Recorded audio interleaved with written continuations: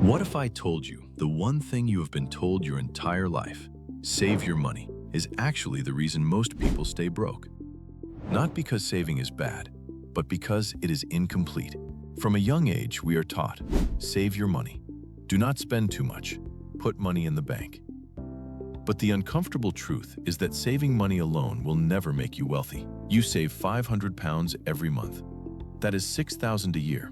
After 10 years, you have $60,000 saved. But that $60,000 is not worth what you think because of inflation. Prices go up every year.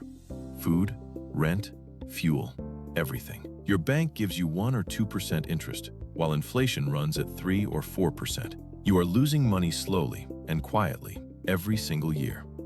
Saving feels safe. You can see your money. No risk. But what feels safe short-term can be risky long-term. If your money is not growing, you are falling behind without realizing it. Wealthy people do not just save money, they invest it. Stocks, index funds, property, businesses. These are called assets. Assets generate returns. Your savings account does not.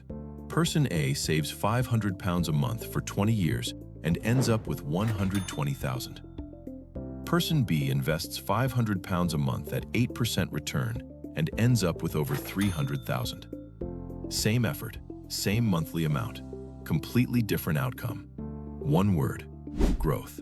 When you invest, your money earns returns. Then those returns earn returns too. That is compound growth, like a snowball rolling downhill. Small at first, then bigger and faster over time. Saving protects your money. Investing grows it. You need both. What if the goal was never just to save money, but to make your money work for you? Now you know why saving alone won't build wealth. But here's the next question you need to ask yourself. Is your salary actually helping you get there any faster?